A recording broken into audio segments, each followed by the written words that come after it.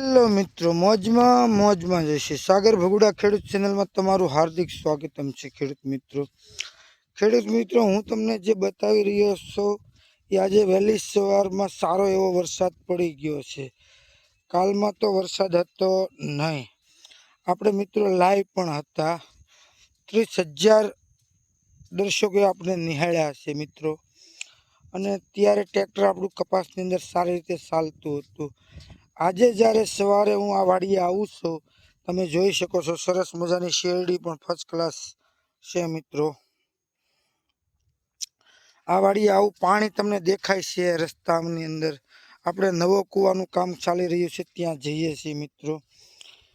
તો મિત્રો વરસાદ એટલો જોરદાર પડી ગયો કે એની મારે શું વાત કરવી છે. એવી મજાની વરાપ નીકળી હતી, કાંઈ ન ઘટે.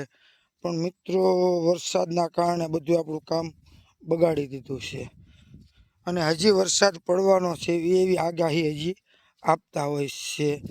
પરેશભાઈ ગૌસ્વામી છે, પછી આપણે ભાઈ શું નામ છે, મોટા દાદા કહેવાય, દાદા નામ આપે એટલે કાંઈ ઘટે જ નહીં. એવું બધું છે મિત્રો. જો તમે વરસાદ જુઓ કેટલો જોરદાર પડી ગયો છે. હજી આમ જો શેરડીમાં પાણી ભર્યા છે. હું તમને મિત્રો બતાવું. વરસાદ સારો એવો પડી ગયો છે. શેરડીમાં તમને પાણી દેખાય ને ભરેલા. જુઓ મિત્રો, આપણે આવી ગયા છીએ વાડીએ. જુઓ મિત્રો, આમાં કાલે હાથી હકાર્યું હતું આપણે.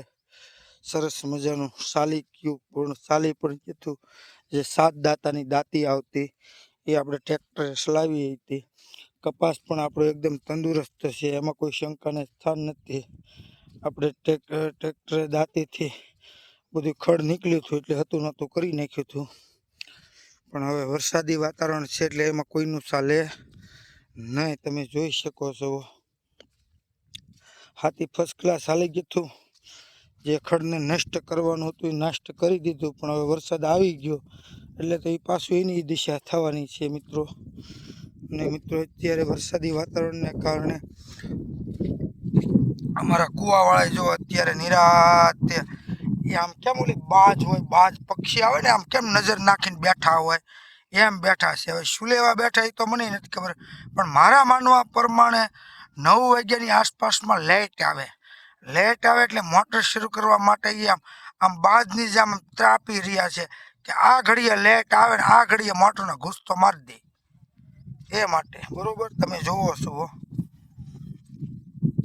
પણ એ પહેલાં હું તમને જે બતાવી રહ્યો છું એ આપણો કપાસ એકદમ તંદુરસ્ત છે. હાથી હાલી ગયું છે વરસાદી વાતાવરણને કારણે.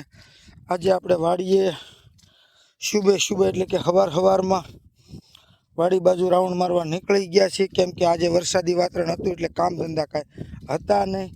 તો મને એમ થયું કે ચાલો આપણે વાડીએ જઈએ અને આજે ભાઈ જે કાંઈ કૂવાવાળા કરતા હોય તો એની મુલાકાત લઈએ. તમે જોઈ શકો છો સરસ મજાના કૂવાના ગાળના ઢીકલા ઉપર બેસી ગયા છે અને કેવા મજાના બેઠા છે. તે આપણે એમ થાય એટલા બધા ડાયા ડમરા બેઠા. આનું કારણ હું એક જલેબીનું ઘૂસડું આપી દઈ એટલા તો મસ્તના એ બેઠા છે. તો મિત્રો મેં કીધું એમ તમે કપાસ જોયો વાડીમાં અત્યારે આપણે પાણી જ છે. અને ધીરે ધીરે આપણે પહોંચી ગયા છીએ આપણા કવાની બાજુમાં.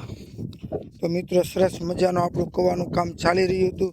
કેમ કે આ રાજસ્થાની ભાઈઓ એવા છે કે એને બેસવાની વાટ જ નહીં રાખવાની. ગમે ત્યારે વરસાદ હોય કે કંઈ પણ હોય, બસ હાંકવું ને એ જ વાત, બીજી વાત જ નહીં. સરસ મજાનું રાજસ્થાની ભાઈનું ટ્રેક્ટર પણ તમે જોઈ શકો છો. ભગુડા માંગલ ધામના એ આશિક હોવાના કારણે માતાજીનો ફોટો પણ રાખે છે. અને સરસ મજાનું જુઓ, જેમ જુનાગઢના ડુંગરા ઉપર વાંદરા બેઠા હોય એમ બેઠા છે મારો બાપ. તમે જોઈ શકો છો સરસ મજાનું. હું ઘણીવાર એને કહેતો હોઉં છું કે આ બધું તમે શું કરો છો, પણ જોવો અત્યારે ચોમાસાની ઋતુમાં કોઈ મિત્રોને ખબર હોય તો જુનાગઢના પ્રવાસ ઉપર ગયા હોય તો ખબર હોય કે પહાડ ઉપર સિંહ જેમ બેઠા હોય, ડાલા મથા એમ બેઠા ને આમ જોવો એના મોઢા તમે જુઓ, તમને એમ લાગે કે આગળ કંઈક કરી ખાવાના હશે એવું કરે જોરદાર. આમ જોવો એકબીજાને નજર મારી રહ્યા છે અને પ્લાન કરી રહ્યા છે કે આ ભાઈને કેવી રીતે બે બાજુથી ઘેરી લેવો છે. પણ આપણે એ પહેલાં એનાથી આગા વયા જયું.